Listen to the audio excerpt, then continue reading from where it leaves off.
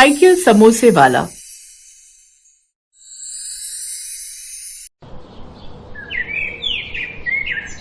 अरे सुना तुमने, अपने थाने में एक नया इंस्पेक्टर आने वाला है। पहले वाला तो बड़ा ही कंजूस था, न जाने अब ये वाला कैसा होगा। सही कहा तुमने। कुछ देर बाद पालमपुर गांव में एक गाड़ी आकर स्टेशन के बाहर रुकती है और उसमें से एक इंस्पेक्टर निकलता है जिसका तबादला हुआ था। वो उस पुलिस स्टेशन में आता है। उसके आते ही वो सभी हवलदार खड़े हो जाते हैं। हाँ ठीक है। अब जो सबसे सीनियर हवलदार है वो यहाँ हो। विजय कुमार स्टेशन में जाकर बैठ जाता है।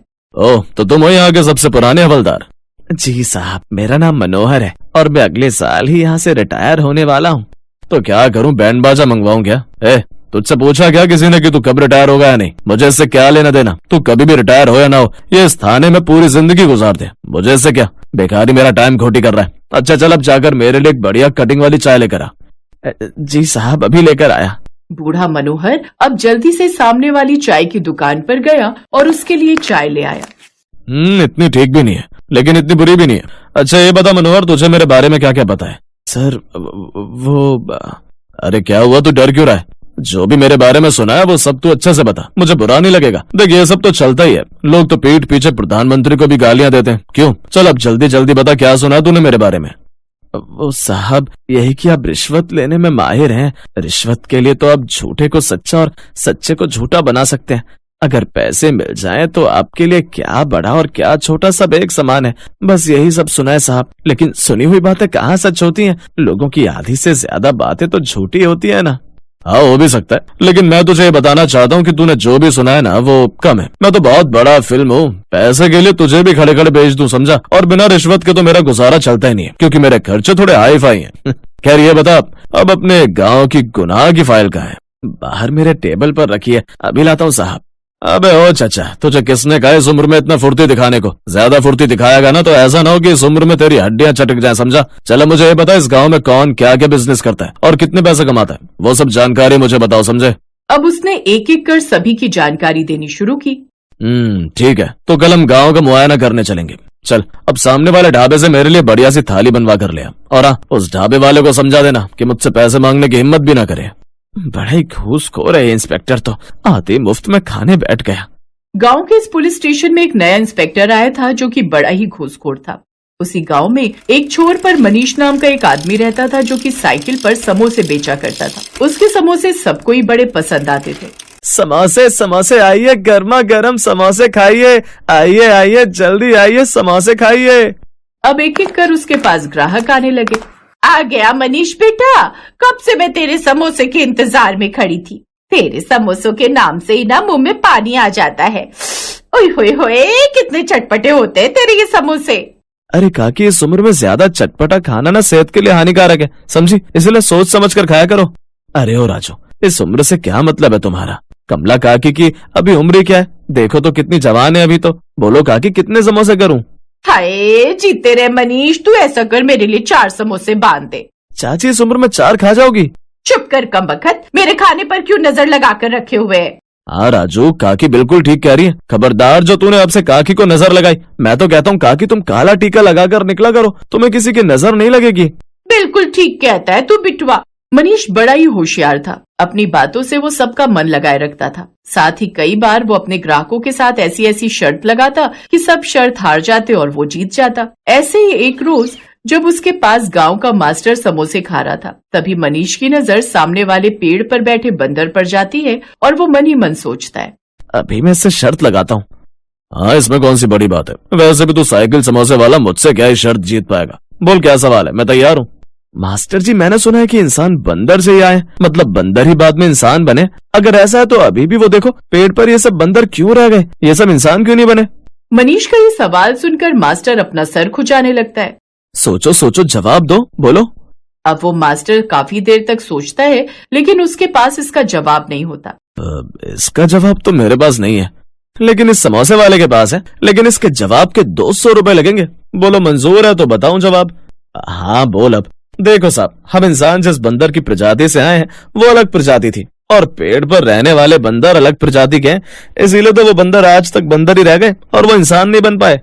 हाँ तुम बिल्कुल ठीक कह रहे हो, सब ठीक ही कहते हैं। बड़ी अकल है तुम में। ये लो अपने 200 रुपए पकड़ो। वो मास्टर उसे 200 रुपए देकर चला गया। कुछ देर बाद वहाँ पर एक पुलिस की जीप आकर रुकती है। उसमें से मनोहर और इंस्पेक्टर विजय कुमार उतरते हैं। क्या रे मनोहर, यहाँ पर तो कितने सारे लोग गाड़ी पर धंधा करते हैं, लेकिन इनके बारे में तूने कुछ भी नहीं बताया। साहब, ये लोग तो छोटे मोटे धंधा करने वाले हैं, इसीलिए आपको इनके बारे में कुछ भी नहीं बताया। फालतू की बात मत कर। छोटे धंधे वाले हैं तो क्या हुआ, बड़े धंधे वाले हुए तो क्या हुआ, मुझे तो बस पैसों से मतलब है। अच्छा, वैसे एक बात कहूँ साहब, यहाँ एक बार को आपको बाकी सब लोग पैसे दे भी सकते हैं, लेकिन वो है ना वहाँ, वो उसका नाम मनीष है, समोसे बेचता है साइकिल पर, दिमाग का बड़ा शातिर है वो। आपको बातों में ऐसा उलझा लेगा कि आपको पैसे ही नहीं देगा। अरे ऐसे छोटे मोटे लोगों को मैंने बहुत देखा है, इसको तो मैं चुटकी बजाकर सीधा कर दूं। चल मेरे साथ और देख मेरा रुतबा। फिर कुछ देर बाद, अरे ओ, तूने यहाँ पर अपनी गाड़ी क्यों लगाई है? अगर तूने यहाँ गाड़ी लगाई ना तो तुझे रिश्वत देनी पड़ेगी, मुझे समझा? रिश्वत? अच्छा एक बात बताओ साहब, आप सच में पढ़ाई करके पुलिस में भर्ती हुए हो ना? क्या बोला? अब मतलब आपको गाड़ी और साइकिल में फर्क नहीं पता क्या? गाड़ी वो है जो आपके पास है, और मेरे पास जो है उसे साइकिल बोलते हैं। और साइकिल पर मैं एक जगह पर नहीं टिकता, यहाँ से वहाँ घूमते हुए समोसे बेचता हूँ साहब। तो आप ही बताओ, जब मेरा कोई ठिकाना ही नहीं है तो फिर मैं किस बात के आपको पैसे दूं, बताओ? मेरे सामने नए ज्यादा चालाकी दिखाने की जरूरत नहीं है, समझा? अरे नहीं नहीं साहब, मैं ठहरा एक समोसे वाला और आप एक इंस्पेक्टर साहब, तो आप ही बताइए कि कैसे मैं आपका मुकाबला कर सकता हूँ। वैसे ये बताइए कि मैं आपसे शर्त लगाऊं तो आप जीत गए तो जितना पैसा मांगूंगा उतना दोगे, और अगर आप हार गए तो आप कभी किसी से रिश्वत मत लेना यहाँ पे। बोलो मंजूर है? ये सुनकर मनोहर कहता है, नहीं नहीं साहब, आप इसकी बातों में मत आइए, ये आपको अपनी बातों में फिर उलझा रहा है, आप शर्त मत लगाइए। अरे चुप कर, मैं इंस्पेक्टर विजय कुमार हूँ और मैं यूं ही हार नहीं मान सकता, समझा? ठीक है, मैं शर्त के लिए तैयार हूँ, लेकिन करना क्या है वो मैं डिसाइड करूंगा। अब सुन, कल तुम साइकिल पर घूमते हुए समोसे बेचोगे, लेकिन वो समोसे साइकिल पर नहीं होने चाहिए, और जब किसी ने रोका तभी वहीं रुककर तुम समोसे दोगे, लेकिन अपने हाथों से नहीं दोगे, और ना ही अपने हाथों से पैसे लोगे। बोलो मंजूर है? ठीक है, मुझे मंजूर है। अब वो अगले दिन फिर से साइकिल पर चलते हुए समोसे बेचने आता है, लेकिन इस बार समोसे टोकरी में होते हैं और टोकरी उसके सर पर। एक हाथ से वो साइकिल चला रहा था और एक हाथ से उसने टोकरी पकड़ी हुई। गर्मा गर्म समोसे ले लो। मनीष भैया, मुझे भी समोसे देते चाहिए। हाँ हाँ बहन। मनीष साइकिल रोकता है और एक पेड़ की छांव में बैठ जाता है। अब समोसा अपने हाथों से लेकर ये पैसे मेरी जेब में डाल दीजिए। इसी तरह सभी ग्राहक उसके पास आते हैं और खुद समोसा टोकरी से उठाकर पैसे उसकी जेब में डालते हैं, जिससे वो अपनी शर्त जीत जाता है। देखा साहब, मैंने ना तो समोसे साइकिल पर रखे और ना ही मैंने उन्हें ग्राहकों को अपने हाथों से दिया और ना ही उनसे पैसे लिए। अब शर्त के मुताबिक मैं शर्त जीत गया, और आज के बाद आप मुझे कभी साइकिल पर समोसे बेचने से नहीं रोकेंगे और ना ही आप कभी किसी से रिश्वत मांगेंगे। ये सुनकर विजय कुमार पर सब हंसने लगे और वो मनीष की होशियारी देख उल्टे पांव वहां से लौट।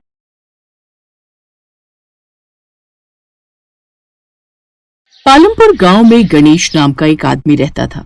उसके परिवार में उसकी पत्नी माधुरी, 7 साल का बेटा मोनू और 6 साल की बेटी पिंकी रहती थी। गणेश एक किसान था जो अपने खेत में मटर की खेती करता था, जिसे बेचकर ही वो अपने परिवार का पेट पालता था। भले ही उसकी कमाई कुछ ज्यादा नहीं थी, लेकिन फिर भी वो गरीबी में भी खुश रहने वाला परिवार था।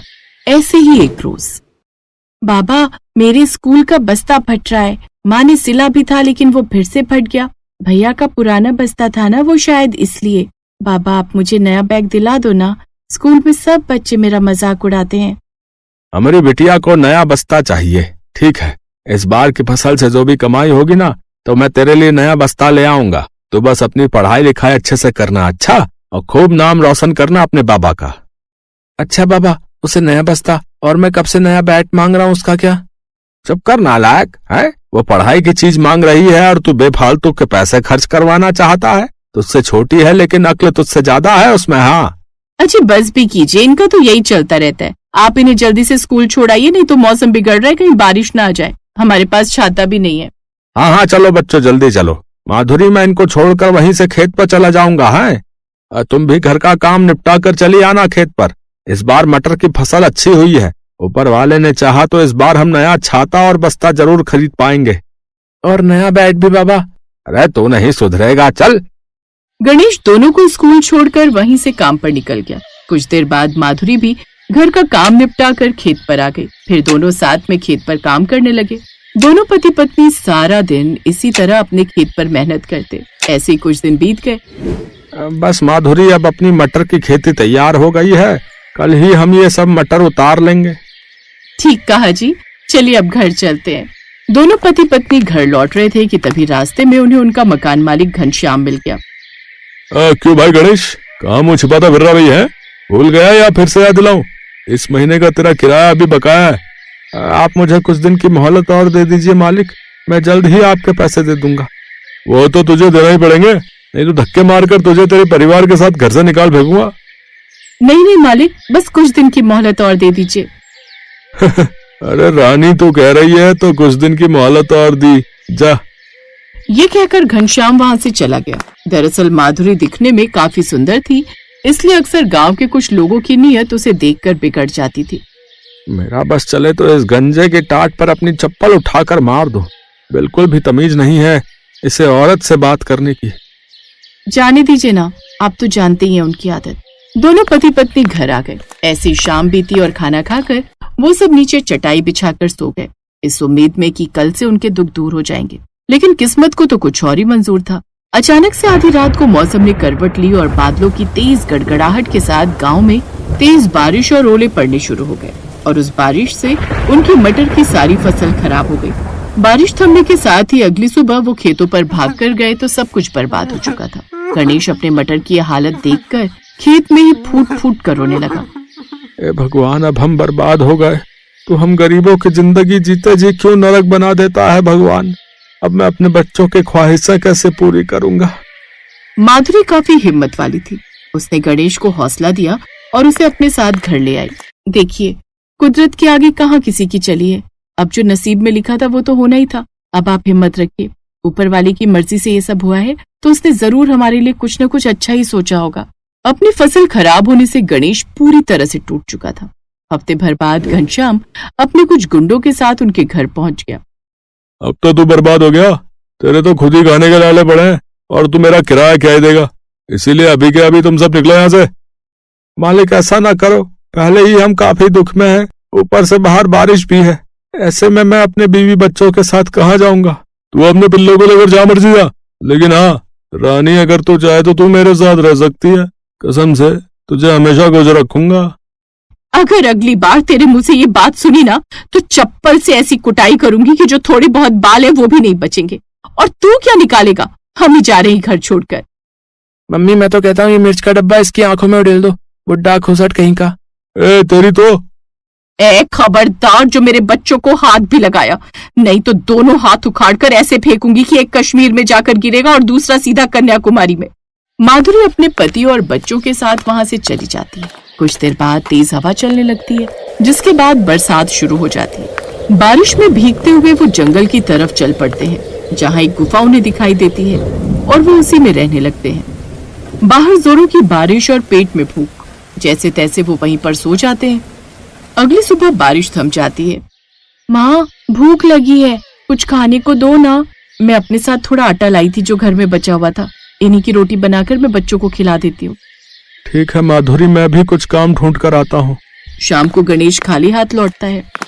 कहीं काम नहीं मिला माधुरी, मेरी तो कुछ समझ में नहीं आ रहा है कि बच्चों को क्या खिलाऊंगा। हम दोनों तो भूखे रह भी लेंगे, लेकिन ये दोनों नन्ही सी जान कैसे भूख बर्दाश्त कर पाएंगे। तभी माधुरी अपने गले में पड़ी चांदी की चेन निकाल कर गणेश को देती है। इसे देकर थोड़ा आटा ले आइए। लेकिन माधुरी, ये तो तुम्हारी माँ की आखिरी निशानी थी ना। हाँ, लेकिन आज एक माँ को अपने बच्चों की खातिर इसे बेचना पड़ रहा है। अब ज्यादा मत सोचिए और जाइए।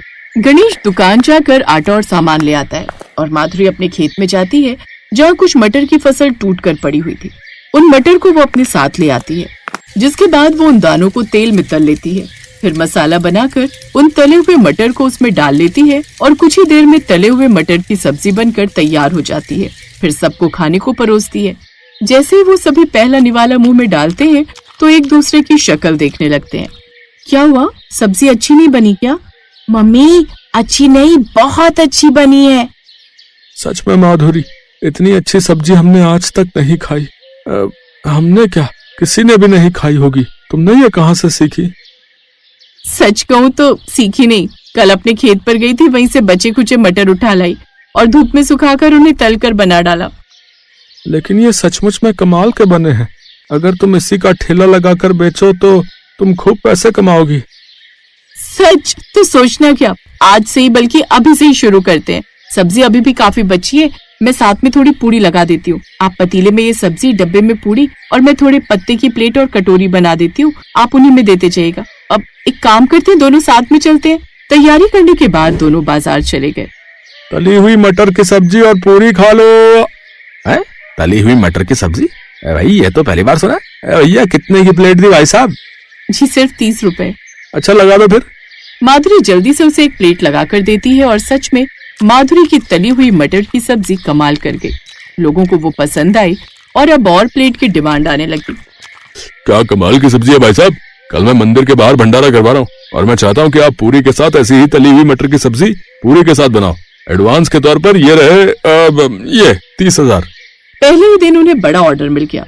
दोनों बड़े खुश हुए। अगले दिन माधुरी ने भंडारे के लिए वैसी ही सब्जी पूरी के साथ तैयार कर दी। भंडारे में भी सबको उनके बनाए हुए तली मटर की सब्जी और पूरी पसंद आई। अब उन्होंने खुद का ठेला खरीदकर उसमें बनाकर बेचने लगे। अब इसी तरह और भी कई ऑर्डर उनके पास आने लगे और उन्होंने खूब पैसे कमाने शुरू कर दिए। साथ ही गणेश ने अपने खेत पर ही फिर से मटर उगाने शुरू कर दिए और उन्हीं मटर को तलकर वो उसकी सब्जी बनाने लगे, जिससे उन्हें खूब मुनाफा होने लगा। अब उनके पास सब कुछ था, खुद का घर, पिंकी के लिए नया बस्ता, मोनू का नया बैट और सबका अपना अपना एक छाता। Best buddies. Hello friends, thanks for watching this video. अगर आपको ये वीडियो पसंद आया है तो प्लीज लाइक, सब्सक्राइब, कमेंट्स करें इस वीडियो पर और हाँ, शेयर करना भी ना भूलें। और भी मजेदार वीडियो देखने के लिए नीचे दिए गए बेल आइकॉन को दबाएं। देखते रहिए बेस्ट बडीज।